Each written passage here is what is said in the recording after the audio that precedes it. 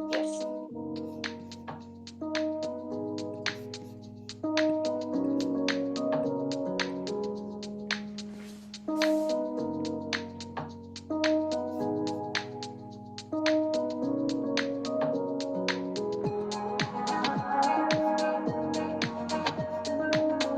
Hey guys, here we are. This is Bashat, yoga therapist and teacher and an engineer. Welcome. Hello, guys. Here we are. This is Kate. And we is a podcast about learning and empowerment, where spirituality and wisdom guide us to live with clarity, purpose, and we hope inner strength. Welcome. So we're very So we have a very excited. special guest. I think we say that always, but well, my internet connection is off, you guys. So if we might be overlapping a little bit today, I apologize in advance. But Kate, go ahead. Well, I was going to say, we have as you said, a very special guest, Sonja Rzepski, who we met many years ago, and she's a wonderful, incredible human being and yogini. And she actually hired us both at one of our first jobs in the city, Pure Yoga. So, Sonja, welcome. Please join us. Please turn on your video. Yay! There you are. Welcome. Hi. Good to see you both. Lovely to see you. And I'm going to So jump good right to see in. you. And I'm going to read your very short bio. This is just the very short version of what Sonja has been up to more recently, I would say. So Sonja started her yoga teaching journey at the Samahita Yoga Institute in Thailand, and at the time was a certified personal trainer with the National Academy of Sports Medicine. Sonja enjoyed translating her training to empower people in such capacities as cardiac rehabilitation, restorative, and vinyasa practices. She learned Ashtanga yoga under the guidance of Eddie Stern and Saraswati Joyce in India. All that being said, she always secretly wanted to go to law school. So once her son went off to college, she did just that. Now she specializes in energy law and is working to protect people and the earth with a small but mighty nonprofit law firm. Welcome, Sonja.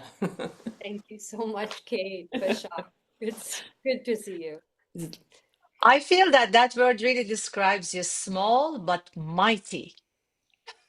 Absolutely. 100. I didn't think of that. That's true. Like I have my feet on yoga blocks right now. I am of short of stature, but Same. Ashtanga strong, yes. So you want to talk about something that sort of helped you through law school, that you did a contemplative practice that you sort of developed as you were at law school. Maybe you want to start with that in some way, Sonja? That would be wonderful. And I would just love it if we could join in a small and short meditation. But during law school, I found the Vijñāna uh, Bhairava Tantra Sutras, which is often translated as the Radiance Sutras, in English, Radiance Sutras. And as I was actually in Vermont studying at Vermont Law on the side of a mountain, the White River running through the town, small town. And I might have gotten a little bit whiny as a yogi because I was like, oh, I don't have access to the same New York City classes, and it's such a long drive to take a yoga class, and I am so busy with my classes. And then one day it hit me. I was like, you know what? You are a yoga therapist. So why don't you just be your own student? So I had been doing my physical practice, but what I had really craved was more of the sadhana, of the study of the scriptures, kind of work. So that kind of discipline. So a friend had actually given this to me in Thailand many years before. Rusty Moore, who's an amazing yoga teacher in his own right, and I thought, wow, I have so much reading in law school, but these are short. They're about 32 stanzas for each one. And I could just read one a day as the start of my practice or after my asana practice. So that's what I did. And I just kind of fell in love with the 112 of the stanzas of the sutras. And I am in another cycle of them. So when you gave me a call, I was like, oh, if I could talk about anything, I'd like to talk about these. Perfect. Perfect. So would you lead us through a Wonderful. I meditation to would. start with? I Okay, would, if beautiful. that's all right. So we'll just find a comfortable seated position. And during this practice, we can choose to have our eyes open with a gentle gaze downward, or we can close our eyes if that's more comfortable to us. Let's all take a deep breath in through the nose and out through the mouth. And then just allow your breath to relax and release comfortably, inhaling and exhaling, easy. I'd like you to bring your attention to your feet. And just notice if your feet are bare, or in socks and shoes, if they're touching the earth or laying comfortably. And I'd like you to bring your full attention to your feet. Any sensations there? I'd like you to say to yourself internally your full name. So I would say, I am Sonja Anastasia Rzepski. So internally, take a deep breath in and internally exhale and say your full name. And I would like you to actually contemplate all of the things that need doing right now. Your to-do list. And I know you might be thinking this is a meditation. Why are you bringing me stress? But let's just look at that list. Just acknowledge it for what it is. All the things we want to get done today, this week. Perhaps larger, more significant things that align with our own dharma or life path that we want to get done. And again, think of all those to-do lists as well as your full name. And let's again take a deep breath in and then let that go. I want you to now draw your attention upward to your heart center region, perhaps the center of your chest, and feel how that also may encompass the collarbone region. Just observe the breath in the lungs and notice your heart center region. And I want you to say your first name to yourself. And this might be a nickname. It might be something you were called as a child, or just how you call yourself by your first and common name. Take a deep breath in and let that go.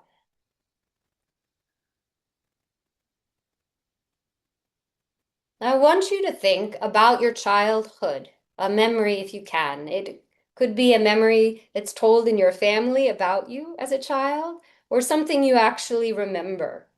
For example, I remember growing up on a lake and stacking stones on the beach.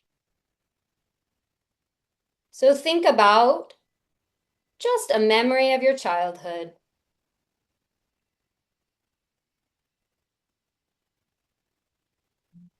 And you're going to again think of your first name, and you're going to breathe in, I am, and then breathe out.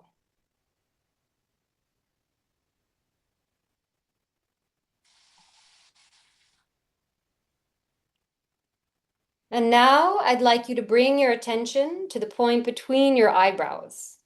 Point between your eyebrows. Relax your awareness in that space. And I want you to think of the phrase I am. Or you may also use a Sanskrit word so ham.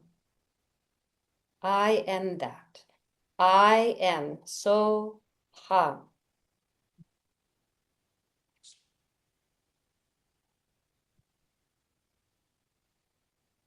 And I'd like you to observe that you are both your present state with that to-do list. You are that child in their wonder. And you are something else. I am. So hum. And I'm going to read the sutra number 3, just staying with that state.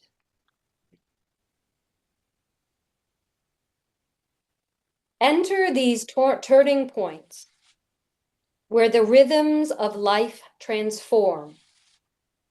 Breath flows in, filling, then surrenders to flow out again.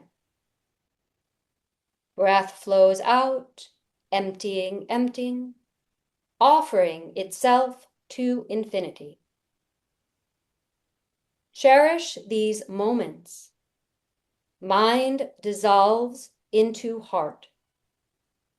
Heart dissolves into space. Body becomes a shimmering field, pulsating between fullness and emptiness.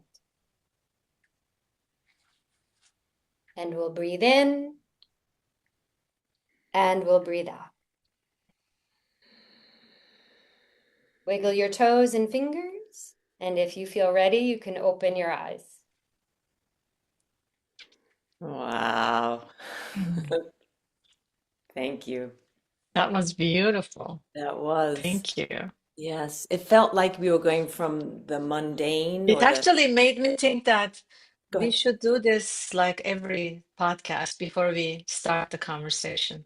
It's a beautiful, grounding, illuminating practice. Thank you. Yeah, it was amazing. So, Sonja, so when you started reading these, did you right away think you were going to do this practice, or was it something that you just said, okay, let me try this one day, and then you're like, oh, that worked, and then you did it the next day. So how did you sort of get yourself immersed in this text? Yes, absolutely. It was, I think, a particularly cold and dark night in my first year of law school, where it gets dark at 3 p.m. on the mountainsides of Vermont. And the closest, town away is 45 minutes in the snow that you're not going to do because you have many hours of studying ahead. So I just looked at my shelf because I brought just a few books of yoga with me. And this bound book that my friend Rusty had given me when we were on a pranayama retreat in Thailand. I was like, what was that again? Oh yeah, Rusty told me it was just easy, quick read and very wise yogi. And I was like, oh, well, I could just read one. It's a short one page. And it just enlivened me to feel Mhm. again that I could practice in this simplest form.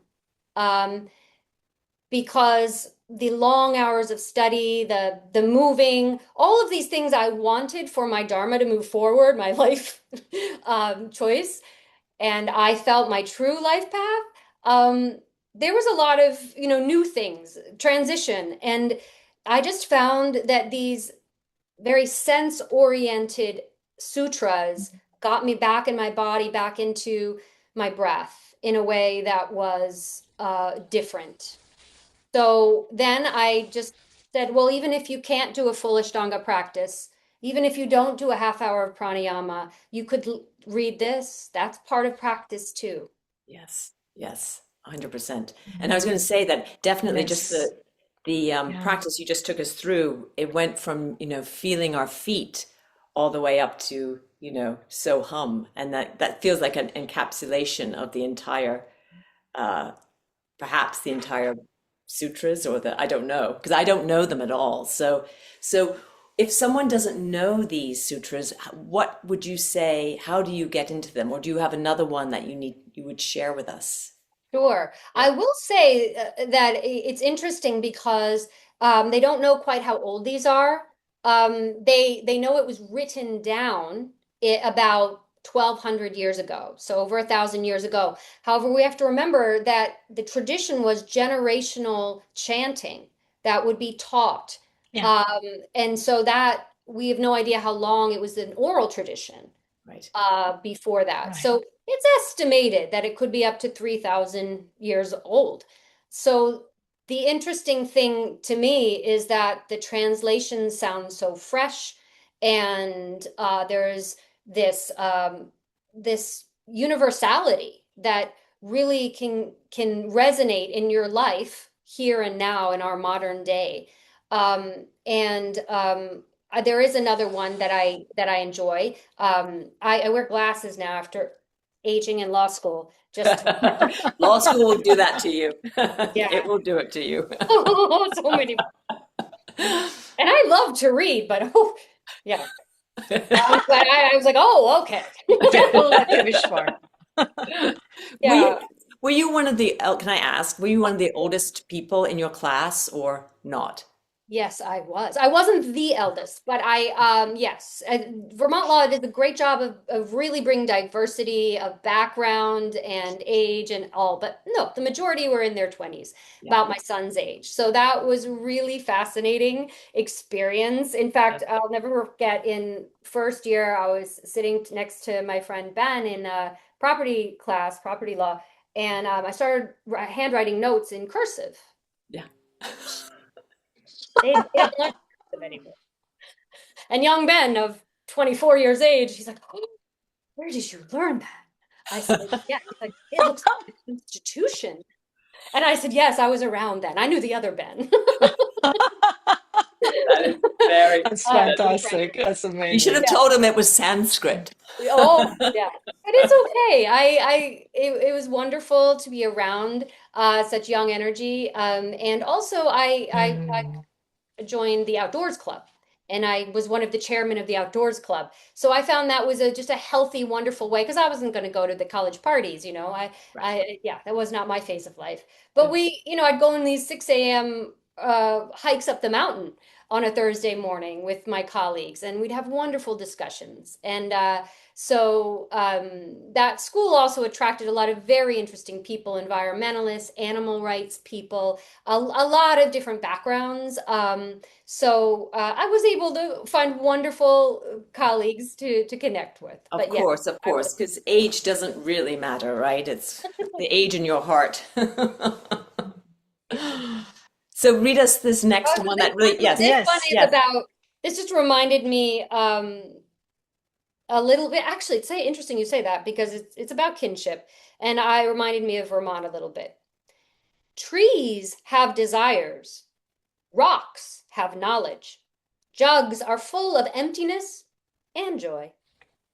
All embodied ones have this one in common. All are propelled by the same one, whose pulse beats in your breast. Shed insularity, be all pervasive, and delight in the kinship everywhere. Wow. Wow. Yeah. I Really. really Connection, like, right? Union, yeah. yoga. Yeah, yeah. I was able to get to know a lot of animal rights people, and learning about the communications of animals, the communications of trees. The more you study the environment, Mhm. you realize they have a way of communicating too. The root Um, systems, right? They talk through the roots. they Yeah. do. It's That, amazing. yeah. So I just remember I marked certain ones of these in my travels there. So that was just another one that really resonated with me. Got me thinking, you know. Yeah. Yeah. I have So a question. Mhm. How does this system, Vijnana Bhairava, differ from familiar forms of yoga or meditation? How is it similar to other kinds, Similar or different or from different? others? Yeah. Oh, yes, I should say some of them get quite racy, a little sexy, because they are sensual. Sensual meaning the Hmm. senses. So some of them will really focus on sound, some will focus on sight, so there are these kind of almost meditation practices, and some are also about the union of lovers. And although I should give that caveat, yeah, you might not want to hand it to a 10-year-old without some disclaimers. It is maybe for, yeah, the 21 and up. But yeah, it is very mystical. It reminds me a lot of Mm. Rumi's poems. Yes, I got it. Yes. So why, so the text you're saying uses, from what I gather, is this ordinary experiences like breath or sound or emotion or desire as a meditation object. So why do you think it works? I think it grounds us in the reality of the moment and how universal humans are. Mm. And right now, I feel we're in such a divisive time, and Yeah. there's so many things that take us away from our senses and our body. I mean, even just our phones, right? And things like that. And as wonderful as technology is, I think there's so much that takes us away from our mind-body connection.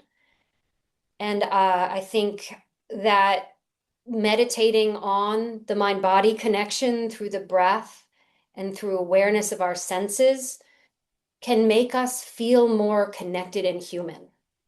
Mm. Absolutely. And so on these in these are, I don't know what your translation is. I mean, there's probably various translations, right? So have you looked at other ones, or is this the only one you've looked at, and have you compared, or and which one is this? I'm This curious. is Lorin Roche, which Okay. is a wonderful meditation teacher who has passed away recently. Recently, Um, yeah. yeah, and the forward is by Shiva Ray, who so Shiva I, Ray is another wonderful yoga teacher was a huge fan of his translation. I have Mhm. read others, Mhm. and they are beautiful and poetic. There are some of like the very early translations, even in the 1800s and such. Um, I find his to be so connected to our language and our way of expression, but still true to the Sanskrit. So yeah, I've studied Sanskrit, and right next to the English translation there is the Sanskrit. So sometimes I will do that unpacking of the Sanskrit words. As we know, a Yeah. Sanskrit word has so many levels and layers and kind of like a beautiful rose bloom, right? Mhm. Yeah. So you could do that too. You could contemplate the Sanskrit directly, um, and read the English translation. That I would recommend. Lovely. And have Mhm. you memorized any of them? Have you in the Sanskrit, out of curiosity? I Have you? have not. I You have will not. say I have not done that. That Yeah. I That love would that be a idea. great practice. That's my next stage. Now I that I've love it. graduated from law school and working, thank you, Kate. So you're You're being my welcome. teacher in this moment. You're like, and what's next? So yes, I will do that. It's amazing. Um, Yeah. One more quick question. Which of the 112 practices, right? Which of them has really changed you or changed your experience in law school the most? Good Can you question. can you say that? I don't know. I would say actually number 89, it has this phrase, um, maybe I'll read only part of it. You are stunned, powerless. You thought you knew what was going on. Now you realize you don't have a clue. You are stopped in your tracks. Everything within your skin is shaking. Enter this shaking. Right here in the midst of commotion, get curious. Look around inside with wonder. Unmind your mind. Oh, I need to frame that. I love that so much. It's lovely. Yeah. It makes me think of the fear, like when he talks about the shaking, about and stepping into that fear and not pushing things away, right? Really feeling these experiences completely. I mean, it's beautiful what he's saying. Yeah. Yeah, how he's saying it. Yes, one of Oof. the experiences I got to get because I was studying not just environmental law, but climate law, climate change law. I was able to go to Azerbaijan, Baku, Azerbaijan, for the UN climate conference, um, Wow. which was an incredible life experience, but it's also an authoritarian state that was, we were Right. protected by UN troops, but it was a very intense experience on many levels, and also being able to sit in a room of 200 countries represented, arguing and over a few words in a doctrine. It was an incredible life experience. But there were many moments Mm. where I felt perhaps I'm out of my depth, or Yeah. what are we going to do? On that same trip, I was flying home. We actually stopped in Turkey on the way back. So we were flying to Turkey, and I happened to be sitting by one of the world leading climate uh, climate change scientists.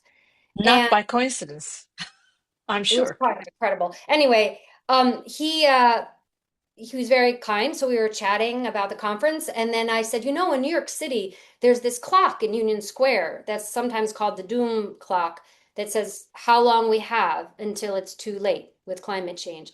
And I said, and it's about 4 years and I don't know, something right now. How accurate is that? I said with a smile. And he got very quiet. Oh, And he gave a big sigh and he said, do you really want to know? oh my God. And I said, yes. He said, we're past it. We're past the point. Um, it doesn't mean there is no hope, but it does mean that some fundamental shifts have happened on this earth that we need to take drastic measures Mhm. to protect some of the most vulnerable on this earth. Um, and that was a real sobering moment where I had to say to myself, what do I do? Just buy some property up, on the side of a mountain and just live my life out with my little garden? Or do I continue this journey that I'm hoping to continue to fight, which is to protect the earth and to protect the most vulnerable from the larger choices in this world that don't necessarily put people and nature, earth first. First, yeah. So. Mm. So Wow. currently the work that you do is aligned with this focus. Can you tell us a little bit about that? Yes, yes. So you probably have heard about environmental justice. Perhaps there was a toxic spill in a community, and that community was the most disadvantaged community, and there was no one standing up for them or advocating for them. And there's also something now called energy justice.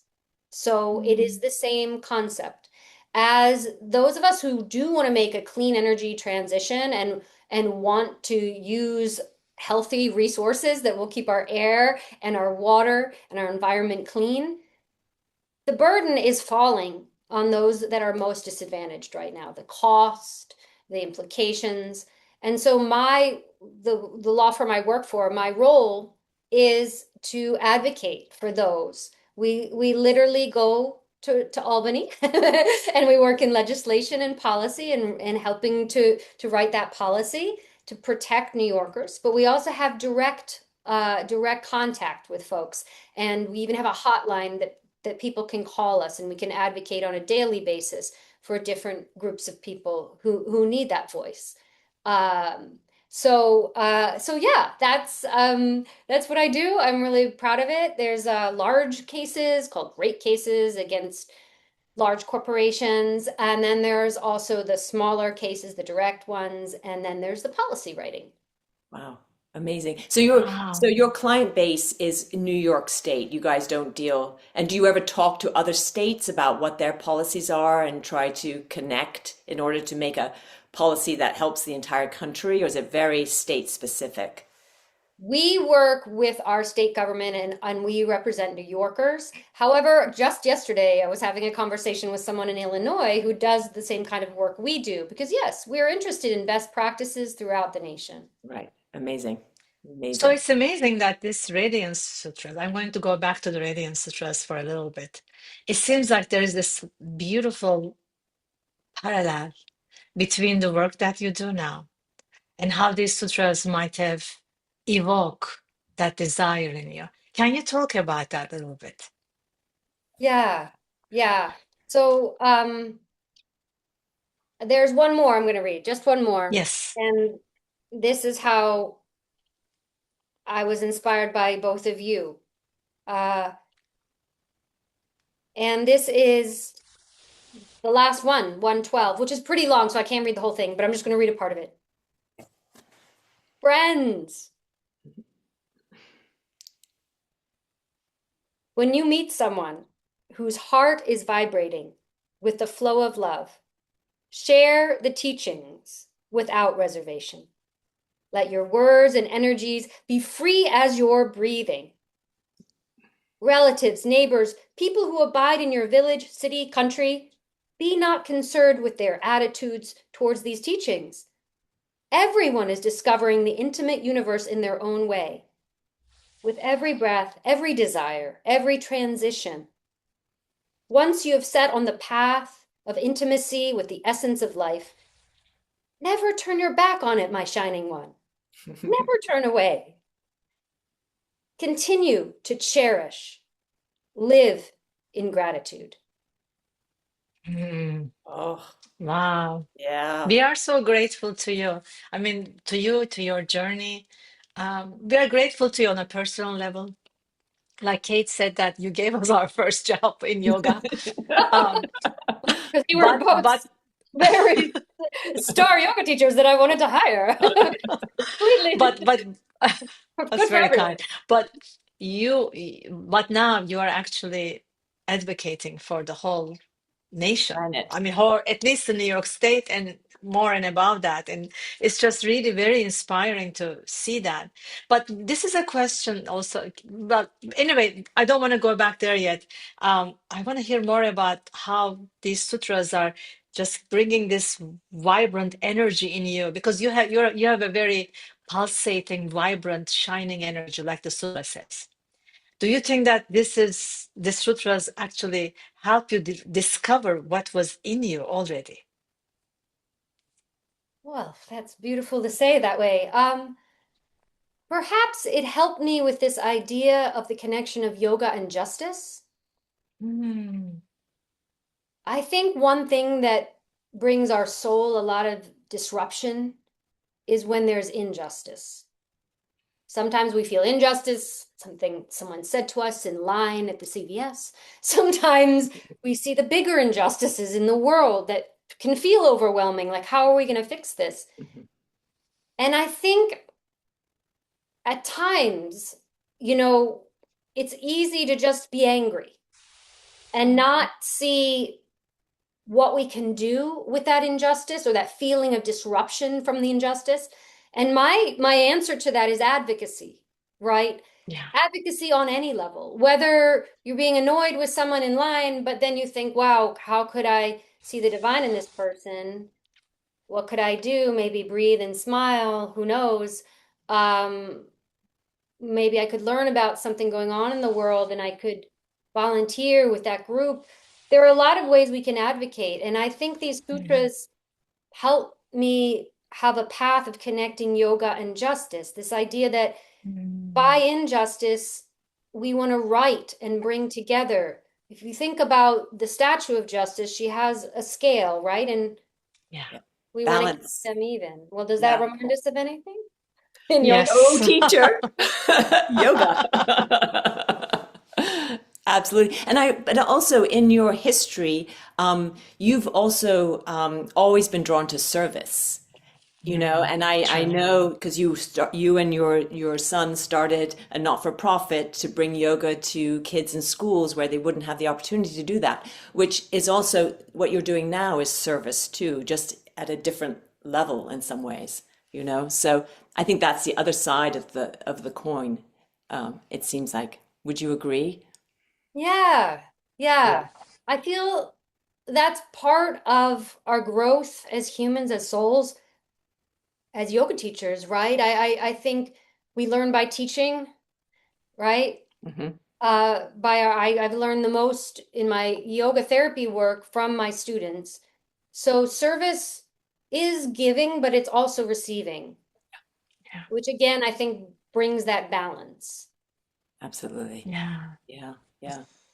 Oof. So if, you know, the advocacy requires this awareness, this level of awareness, right? And we can say that this awareness is present already in every experience in all of us, but something is preventing that from us recognizing it.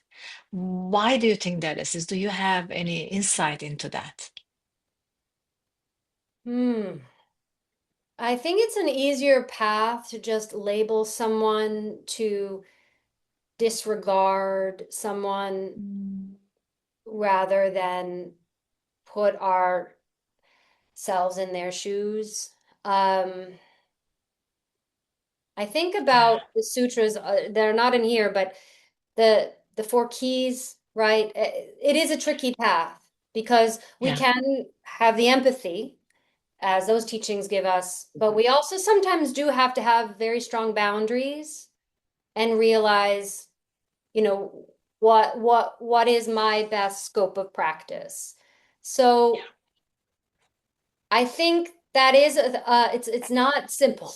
It's not simple, but if we can find spaces and people that uplift us and make us the Mm. best version of ourselves to follow our dharma, then we're on the right path. Mm. There are moments at work I do not feel like a yogi. Most triggering for me is children. When I see Mm. children at risk, Yeah, my blood will sometimes boil. yeah. I have to pull out the law and I have to be very, very professional and diplomatic. And I will recite the law to the person I need to recite it to protect the child. But inside, I have to Yeah, go for a walk after, yeah, or I yeah, have to do some breathing. I have to do some yeah. pranayama, right? So I think, Right. yeah, that it's not an easy, Mm. it's not an easy answer, but I think that we all have to keep at it. So Yes. interesting. Beautiful. And I never thought of legal words as kind of sutras, but they kind of are because they lay down these things and they can be interpreted all these different ways. So actually, there's such a great parallel, right? It's pretty interesting. Hey, I had never thought of that. I know, I it's amazing. love that. Love, Yeah, love. Oh my yeah. Yeah. goodness. I know. It's sort of interesting. Well, you made It's me think of it as you explained that. Yeah, it's so interesting. wow, that's Yeah, very beautiful finding. You yeah. should discuss that with Gary. Wow. My husband's a Kate's lawyer. husband is a lawyer. Yeah. Yeah. Yes, he's retired now, but Well, Maybe we are try to, unfortunately at yeah. time, Yes. and I just want this to continue forever. This is such a great dialogue, and I'm just again so impressed and in awe of you, uh, Sonia. That's this beautiful parallel that you brought into the world, this consciousness with your spiritual practice, and then bring that into advocacy for those who are in need, for our nature, for our environment. It's just so beautiful. What a great parallel and awe-inspiring for you to take an action, someone to take an action like this. So thank you for your service. yeah, yeah. Would I you want to thank maybe you both.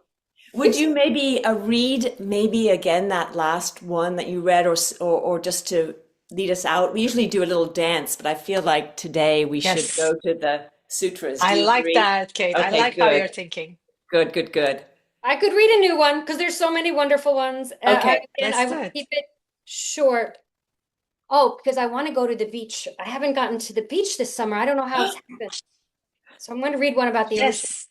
good. Okay. The ocean. All Love right. it. Consider all the pain and all the pleasure you have ever experienced as waves on a deep ocean, which you are. From the depths, witness those waves rolling along so bravely, always changing, beautiful in their self-sustaining power.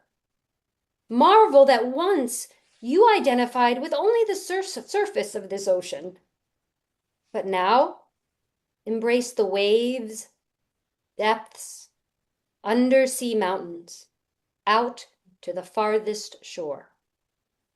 Mm. Mm. So So go to the beautiful. beach. Go to the Go to the beach. beach. That's Go to the the beach, bottom summer. line. Yeah. It's August. Thank you Thanks. so much, Yeah. Sonia. Thanks you, and thanks everyone for listening. It's wonderful. We can't wait to have you back. Yes. Thank you. And we'll play a little music to say goodbye. Bye for now. Bye for now.